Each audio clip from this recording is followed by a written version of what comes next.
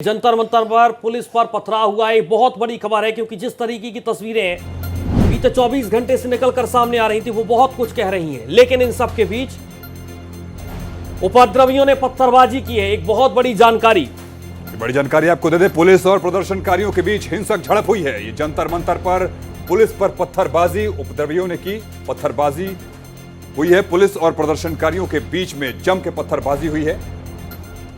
तो जंतर मंतर पर इस वक्त तनाव का माहौल बना हुआ है। एक तरफ लगातार बड़ी संख्या में यहां पर छात्र पहुंचे थे। शिक्षा मंत्री धर्मेंद्र प्रधान का इस्तीफा मांगा जा रहा है, लेकिन इन सब के बीच जो फिलहाल अपडेट निकलकर सामने आ रहा है बहुत बड़ा अपडेट है, क्योंकि इस वक्त देश की सियासत भी जंतर मंतर से चल रही है। तमाम विपक्ष के नेता यहां पर पहुंचे थे, लेकिन अभी जो जानकारी निकलकर सामने आ रही है बड़ी जानकारी है। पुलिस और प्रदर्शनकारियों के बीच हिंसक झड़प हुई है और इन सब के बीच आपको बता दें कि जिस तरीके की तस्वीरें आ रही हैं, चाहे फिर राहुल गांधी, अखिलेश यादव, जितने विपक्ष के नेता हैं वो भी तमाम तरीके के सवाल लगातार उठा रहे हैं छात्रों के साथ। लेकिन उपद्रवियों ने पत्थरबाजी की है। बड़ा अपडेट है जंतर मंतर से पुलिस और प्रदर्शनकारियों के बीच हिंसक झड़प हुई है। तस्वीरें सीधे जंतर मंतर से आ रही हैं, जहां पुलिस पर पत्थरबाजी हुई है। देखिए किस तरीके से पुलिस और प्रदर्शनकारियों के बीच में यह झड़प हिंसक रूप ले ली है। लाठी चल रहे हैं दोनों तरफ से और यह मामला बहुत ही विकराल होता जा रहा है पूरे तरीके से। देखिए बिल्कुल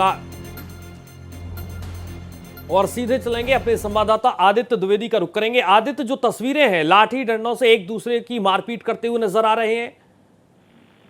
बिल्कुल सूर्या, जो इस समय हालात हैं, इस समय हम एनडीएमसी के टॉलस्टॉय रोड पर ही हैं और यहाँ जो हम हालात देख पा रहे हैं वो बहुत अच्छे नहीं है। पुलिस किसी तरह से मशक्कत करके कंट्रोल करने की कोशिश भी लगी हुई है और यहाँ का जो सीन है वो मतलब एक तरह से अव्यवस्था वाला है और काफी कुछ हाथ से फिसलता हुआ दिखाई दे रहा है।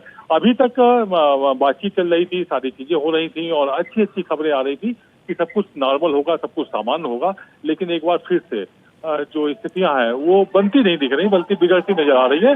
और आप सुन सकते हैं जिस समय हम हैं यहाँ पर काफी तेज नारेबाजी हो रही है और काफी शोर शराबा भी है। जैसा हमारे दर्शक भी सुन पा रहे होंगे, यहाँ पर जो भी कॉकरोच पार्टी कार्यकर्ता हैं ये शोर मचा रहे हैं, नारेबाजी कर रहे हैं, अपनी मांगे कर रहे हैं और शिक्षा मंत्री धर्मेंद्र प्रधान के इस्तीफे की मांग कर रहे हैं। आदित्य, ये बार बार जैसे कल भी देखा गया कि कल कनॉट प्लेस में भी एक बार पत्थरबाजी हुआ था और आज फिर से पत्थरबाजी शुरू हो गया प्रदर्शनकारियों के द्वारा, तो आज जो ये घटना रिपीट हुई है, क्या प्रशासन उसके लिए तैयार नहीं था, या यूं कहें कि प्रदर्शनकारी और प्रशासन के बीच में जो एक तरीके से जो संख्या बल था उसका कोई आंकड़ा नहीं था? देखिए, संख्या बल की अगर हम बात करें तो दिल्ली पुलिस काफी मुस्तैद है। इसके अलावा कुछ अर्धसैनिक जो सुरक्षा कर्मचारी हैं उनको बुलाएगा। और इसके अलावा आज जो सूचना मिली है वो ये भी है कि पश्चिम बंगाल से 2000 जो है बीएसएफ के जवान बुलाए गए हैं यहाँ पर। वो इसीलिए बुलाए गए हैं ताकि पर्याप्त सुरक्षा व्यवस्था हो सके।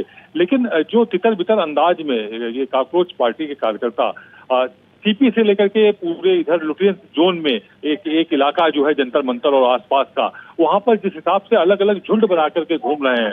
और कल जो 20 तारीख की यदि हम बात करें, 20 तारीख को जो एक लाठीचार्ज हो गया था और उसके बाद आंसू गैस छोड़े गए थे, फिर जिस तरह से सारी विपक्षी दल एक तरह से सत्ता पक्ष पर हमलावर थे, उसके बाद से पुलिस व्यवस्था या हम कहें सरकार थोड़ा बैकफुट पर है। शायद उस बैकफुट पर होने का ये अंजाम है कि ये पथराव की सामने एक बैकफुट होने का मतलब ये भी कह सकते हैं कि एक जिम्मेदारी भी है कहीं ना कहीं। देखा जाए कि भाई वो तो छात्र हैं, वो बच्चे हैं और इस तरीके से अगर वो कोई भी एक्टिविटी करते हैं तो पुलिस के पास और इवन हमारी फोर्सों के पास एक जिम्मेदारी भी बनती है कि कहीं ना कहीं बचा के भी चलना है।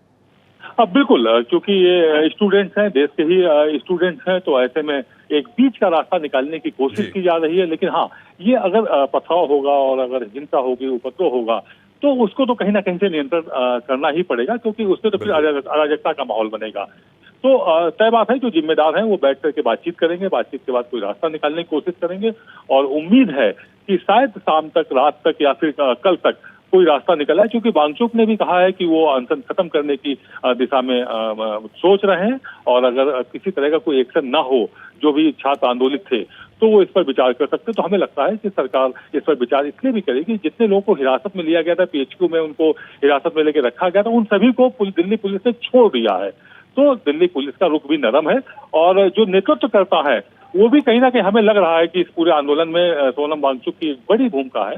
25 दिन से लगातार आमरण अनशन पर है, तो उसके बाद अगर उन्होंने इस तरह की बात कही है तो ये सकारात्मक संकेत है। लेकिन अभी जो हुआ उससे थोड़ा सा नेगेटिविटी फैली हुई है। जी बिल्कुल आदित्य, जो छात्रों की संख्या है उसको लेकर क्या कुछ आंकड़े निकलकर सामने आ रहे हैं? क्योंकि जो तस्वीरें आपने हम तक पहुंचाई हैं वो तस्वीरें तो बहुत ज्यादा ये कह रही हैं कि संख्या बहुत ज्यादा है और इसीलिए शायद पुलिस प्रशासन यहां पर नाकाम नजर आ रहा है।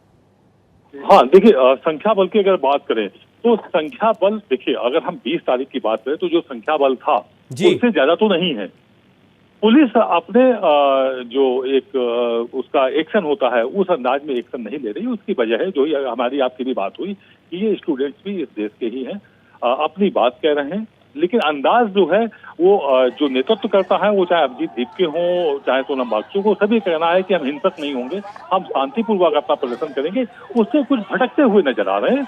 ये भटकाव सही संकेत नहीं है। जी, तो ये भटकाव का एक वजह ये भी हो सकता है आदित्य कि देखिए जिस तरीके से ये जो युवा भीड़ है और जो मैसेज आ रहा है युवा भीड़ कहीं ना कहीं एक गर्म खून वाला युवा होता है और वो एक वजह हो सकती है कि वो कहीं ना कहीं तुरंत रिएक्ट करने की तरफ बढ़ जा रहे हैं।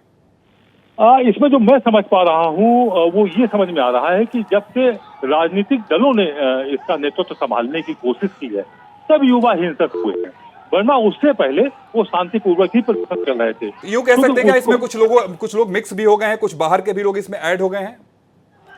बिल्कुल, यहाँ तमाम लोग ऐसे हैं जो जिनका दिल्ली से कोई वास्ता नहीं, बाहर से आए हुए हैं, वो देश के अलग अलग कोनों से आए हुए हैं और अलग अलग राजनीतिक दलों के लोग इन्वॉल्व हो गए।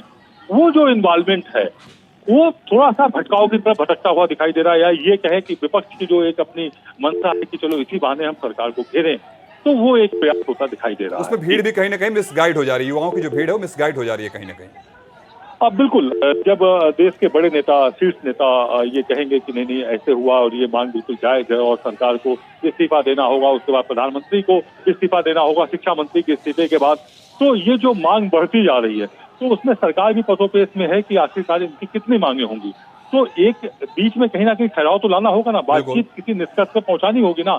उसी के प्रयास चल रहे थे, वो सफल होते दिख रहे थे। आज जेपी नड्डा जाकर के सोनम वांगचुक से मिलते हैं, मिलने के बाद उनकी बातचीत होती है और वो बातचीत सकारात्मक रुख दिखा रही है। अचानक इस तरह का ये जो एक्शन अभी हो गया रात में, ये कहीं ना कहीं उसको फेल होता हुआ या एक तरह से फेल्यूर की तरफ थोड़ा सा साइन देने वाली बात है ये। जी ठीक है आदित्य, एक और मेरा महत्वपूर्ण सवाल है। एक तरफ सरकार का ये कहना था अभी बीते 48 घंटों की बात करें कि आपकी जितनी मांगे हैं हम मानने के लिए तैयार हैं, संकेत भी यही मिल रहे थे, लेकिन अब शिक्षा मंत्री का इस्तीफा और इसके अलावा कुछ भी मंजूर नहीं किया छात्रों को, इसी बात पर अड़े हुए हैं। फिलहाल की तस्वीर क्या है?